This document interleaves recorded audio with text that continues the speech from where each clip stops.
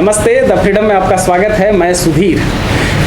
इस वक्त मैं हूँ गया के पटवा टोली में, मानपुर में ये मोहल्ला है और इन दिनों ये मोहल्ला पिछले कुछ वर्षों से काफ़ी चर्चा में है। और वो चर्चा पहले से पटवा टोली की चर्चा इसलिए रही है कि यहाँ पर कपड़ा उद्योग बहुत अधिक उन्नत है और तमाम मजबूरियों को, तमाम विरोधों को या तमाम अलग अलग जो परिस्थितियाँ आई, विपरीत परिस्थितियाँ उसे झेलते हुए ये बना रहा। अब ये चर्चा में अधिक है कि यहाँ के बच्चे बिना किसी अधिक तामझाम के, बिना किसी नामचीन इंस्टीट्यूट में गए, बिना किसी बहुत अधिक दाएं बाएं किए और लगातार आईआईटी में, जो कि देश के सबसे कठिन परीक्षाओं में से मानी जाती है आईआईटी, उसमें लगातार चयनित हो रहे हैं। अभी हम लोग जहाँ पर बैठे हुए हैं, ये वृक्ष नाम का एक संस्था लोगों ने बनाई है और यहाँ पर तैयारी कराई जाती है बच्चों को आईआईटी के लिए। ये कोई इंस्टीट्यूट नहीं है, ये एक लाइब्रेरी की तरह है। यहाँ बच्चों को पढ़ाया जाता है, उन्हें किताबें या और सामग्री जो चाहिए वो उपलब्ध कराई जाती है, असाइनमेंट दिया जाता है। और हमारे साथ वृक्ष के यहाँ अधिकारी लोग बैठे हुए हैं या शिक्षक भी हैं जो पढ़ाते हैं। आज हम लोग इनसे जानने की कोशिश करते हैं कि वो रहस्य क्या है जिसने पूरी दुनिया को चमत्कृत कर रखा है। आखिर ये कैसे ये चमत्कार कर रहे हैं। एक और जो खासियत यहाँ की है कि जो नामचीन इंस्टीट्यूट हैं वो पहले परीक्षा लेकर के बच्चों को चयनित करते हैं और जो अति मेधावी छात्र या छात्रा हैं उनका चयन करके फिर उन्हें पढ़ाते हैं, जिनका लगभग पहले से ये तय हो चुका होता है कि इनका चयन होगा। लेकिन पटवा टोली की जो खासियत है कि यहाँ किसी बच्चे का अलग से चयन नहीं किया जाता। यहाँ बच्चे गरीब पृष्ठभूमि के, बहुत निम्न पृष्ठभूमि से आते हैं या जिनका कभी कोई उस तरह से ये नहीं रहा है, बैकअप उस तरह का नहीं रहा है, पीछे का कोई पृष्ठभूमि वैसी नहीं रही है, और वो सभी बच्चे यहाँ से चयनित हो रहे हैं। अब अधिक जानकारी यहाँ के लोग देंगे। हमारे साथ हैं कुलदीप प्रसाद जी, जो यहाँ पर पढ़ाते हैं। क्या चमत्कार करते हैं, कैसे यहाँ से इतने बच्चे निकल रहे हैं? सबसे बड़ी बात तो ये है कि यहाँ पे जैसे आपने बताया कि जो भी नामचीन इंस्टीट्यूट्स होते हैं वो पहले बच्चों को टेस्ट के माध्यम से वो सिलेक्ट करते हैं बच्चों को, है ना। यहाँ पे हम लोगों ने ऐसा कुछ नहीं रखा है।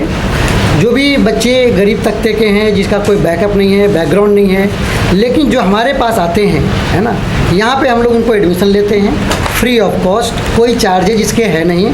और जितनी भी फैसिलिटी और जगह मिलती है वो सारी फैसिलिटी हम लोग इन लोग को देते हैं। बुक से लेकर के असाइनमेंट, है ना, हमारी प्लानिंग होती है, स्ट्रेटजी होती है कि कैसे हमें बच्चों को आईआईटी पास करवाना है। उसके लिए हम लोगों ने पूरी, यहाँ पे देख रहे होंगे आप लोग कि ये लाइब्रेरी पूरी सारी अरेंजमेंट है। यहाँ पे हम लोगों ने सारे बच्चों को बीच बीच में टिप्स देते हैं कैसे करना है। सुबह से अभी जैसे हम लोगों ने एक दिन पहले ही हम लोगों ने एक क्लास रखी थी, मोटिवेशनल क्लास, उसमें हम लोगों ने फिर से स्ट्रेटजी को रिवाइज किया है। और जो हम लोग ऑनलाइन क्लास लेते थे अभी लॉकडाउन में, है ना, अभी चूँकि थोड़ी सी पॉसिबिलिटी अगर बनती है ना, गवर्नमेंट भी अगर अलाउ करती है, तो हम लोग इन लोगों का ऑफलाइन क्लास भी शुरू करेंगे।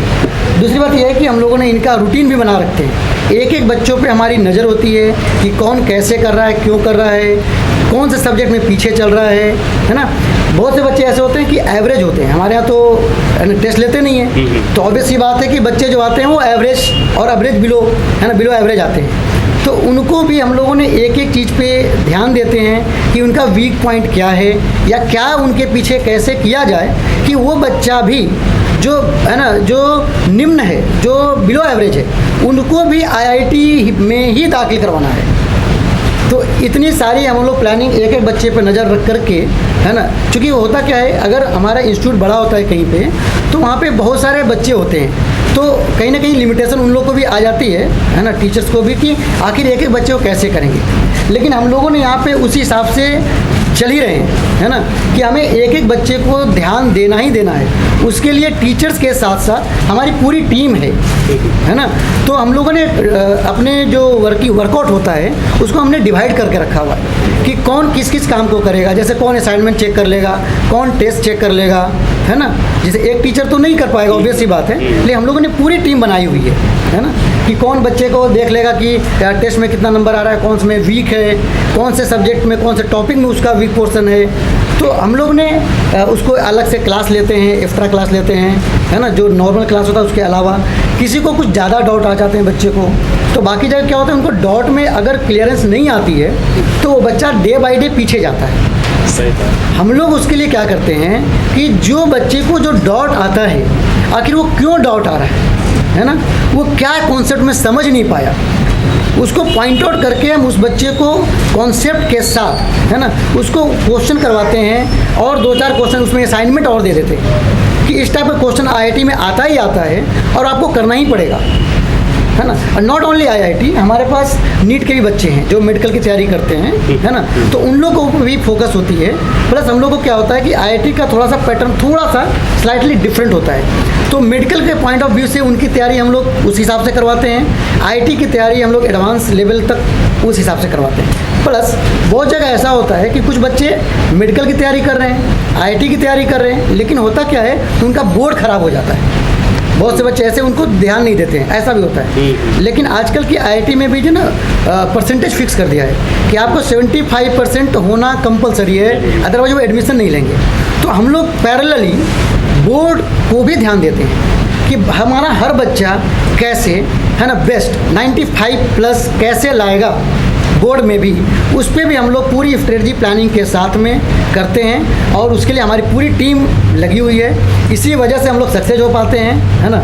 और हर साल निकलता है, इस बार साल भी निकला है, आपके साथ यहाँ पर अवेलेबल है ना, हमारे स्टूडेंट्स जो करंट ईयर में इस साल निकाले हैं। और ये जो ग्रुप हमारा चल रहा है, इसमें भी हमारा टारगेट है कि मिनिमम 20 बच्चे एक साथ IIT और नीट में जाने चाहिए।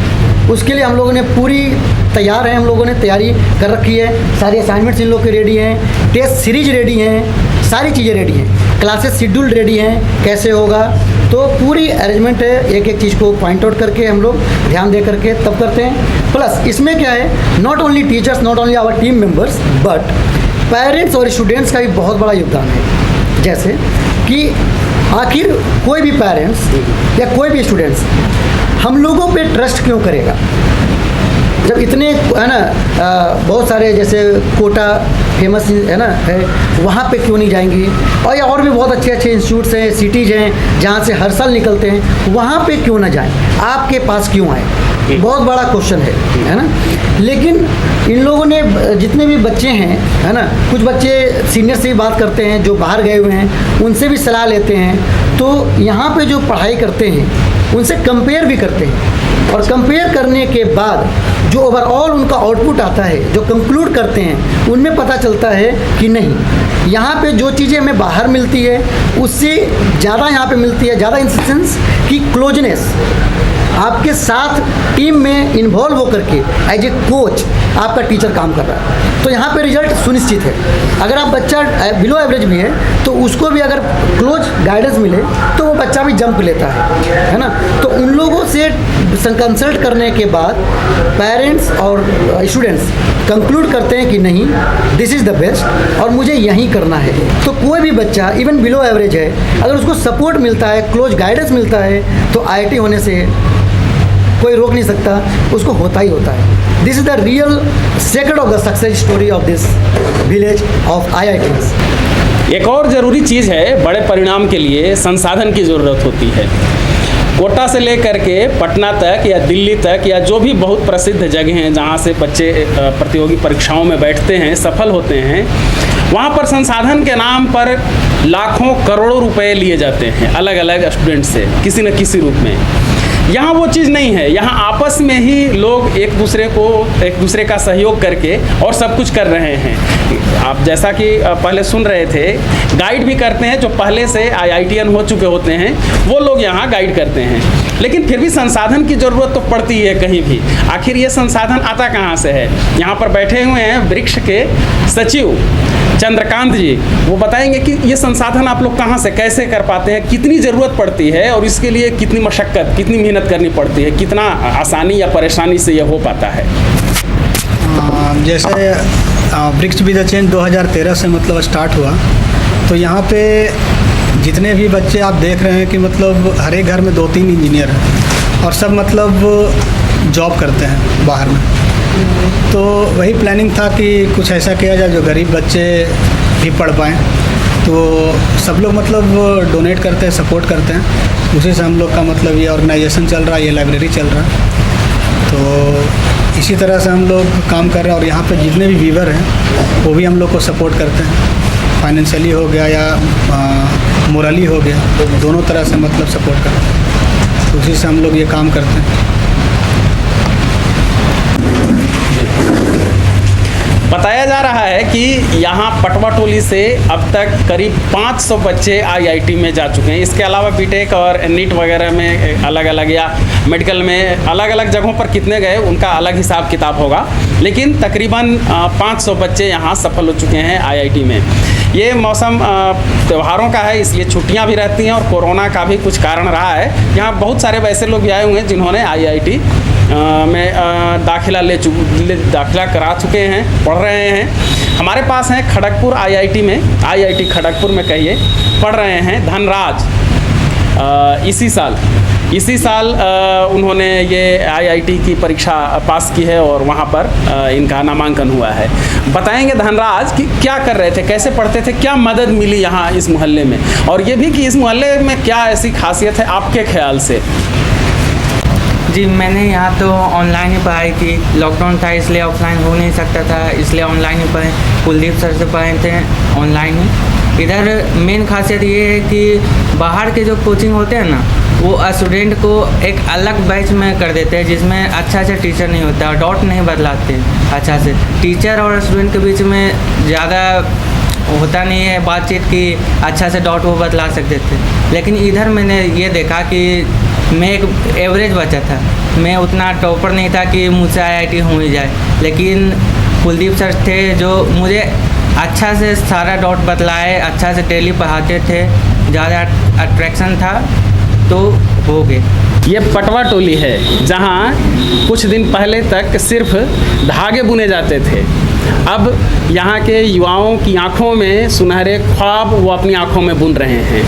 हालांकि कई इन जो आंखों में ख्वाब बुने जा रहे हैं, इसके पीछे कई ऐसे लोग हैं जो असली ज़िंदगी में आज भी धागे ही बुनते हैं और इन बच्चों को वो अवसर उपलब्ध कराते हैं कि अपने लिए सुनहरे ख्वाब बुन सकें। ऐसे ही हमारे साथ हैं पटवा टोली के एक प्रमुख व्यक्ति, यहाँ पर इस समाज के अध्यक्ष के रूप में काम करते हैं, सभापति के रूप में काम करते हैं। जितेंद्र जी, ये बताएंगे कि ये परिवर्तन कैसा इन्हें लग रहा है और क्या अनुभव करते हैं, क्या अपनी तरफ से बताएंगे। आज जो भी बदलाव अपने समाज में हम देख रहे हैं, बहुत खुशी होती है।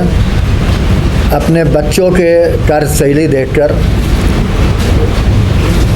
मैं जब स्टूडेंट था तो उस समय इस तरह का कोई भी तरह का वातावरण नहीं था, न किसी से गाइडलाइन देने वाला था, न कहीं कोई मटेरियल देने वाला था, किसी तरह का हेल्प बच्चों को नहीं मिलता था। आज अपने वही कपड़ा व्यवसाय के परिवेश में आज बदलाव आया है और सोच बनी है कुछ करने की, और यहाँ के बच्चे बहुत अच्छा परफॉर्मेंस में है और कर रहे हैं। आईआईटी निकाल रहे हैं, सिविल सेवा निकाले हैं, मेडिकल निकाल रहे हैं, ये बहुत अच्छी बात है। और मेरी सोच है कि जिस तरह से आईआईटीएन यहाँ के लोग निकाले हैं, उस तरह से हमारे यहाँ एक सिविल सेवा अफसरों की लाइन लग जाए। पटवा टोली आज सिर्फ एक मोहल्ला नहीं बल्कि इस देश के लिए एक प्रेरणा स्थल है। ये बताता है कि छोटे घरों से, साधारण पृष्ठभूमि से आने वाले बच्चे भी बड़ी परीक्षाओं में सफल हो सकते हैं। इसके पीछे कई कुर्बानियां हैं। वे शिक्षक जो मुफ्त में पढ़ा रहे हैं, वो अभिभावक या इस समाज के लोग जो यहाँ संसाधन उपलब्ध कराते हैं, आईआईटी में जा चुके लोग जो पहले से चले गए, उनका फिर मार्गदर्शन, जो जहाँ पर भी मौका मिलता है वो अपना मार्गदर्शन देते हैं। ये एक मिसाल है जो बताता है कि देश के बाकी युवा जब अपना समय यूट्यूब पर, फेसबुक पर, ट्विटर पर, टिकटॉक पर या ऐसी चीज़ों पर खर्च कर रहे होते हैं, वो समय अगर वो पढ़ाई में लगाएं तो वो भी बेहतर कर सकते हैं। ये एक संदेश है जो बताता है कि आप लाखों रुपए खर्च करते हैं हर साल दशहरा के नाम पर, दिवाली के नाम पर, पटाखे चला करके या अलग अलग ऐसी चीज़ों पर। वो पैसे कहीं सही जगह अगर खर्च किया जाए तो किसी भी जगह की जिसकी कोई पृष्ठभूमि नहीं रही है वहाँ पर भी बदलाव हो सकता है, वो जगह भी बदल सकती है। ये पटवा टोली अगर आपके यहाँ कोई बच्चा है तो कभी उसको घुमाने ज़रूर ले आइएगा और यहाँ लोगों से मिलवाइएगा तो पता चलेगा। यहाँ की गलियों में जब आप घूमेंगे तो चूँकि कई हज़ार पावर लूम यहाँ हमेशा चलते रहते हैं तो उनके शोर से ये पूरा मोहल्ला गूंजते रहता है, लेकिन उस गूंज पर काफ़ी भारी पड़ रहा है इनकी सफलता की गूंज। पूरे देश में जिस तरह से इनका नाम लिया जा रहा है और अब विदेशों तक में। वृक्ष के लिए हमारी शुभकामना है कि इसकी शाखाएं दिनों दिन और अधिक फैलें और अधिक हरियाली दे और अधिक छाया दे और यहाँ के बच्चे और अधिक संख्या में निकलें आईआईटी में। जितेंद्र जी जैसा कह रहे थे आगे सिविल सेवा में भी यहाँ के बच्चे जाएं, अधिक संख्या में सफल हों और बाकी सबके लिए इसी तरह से प्रेरणा बने रहें। जब नशे में युवा खो रहे हैं या बहुत सारे कारणों से, उन लोगों के लिए, उन युवाओं के लिए प्रेरणा के रूप में हमेशा पटवा टोली काम करता रहेगा। हमारे साथ जुड़े रहने के लिए द फ्रीडम को सब्सक्राइब करें। धन्यवाद। जय हिंद।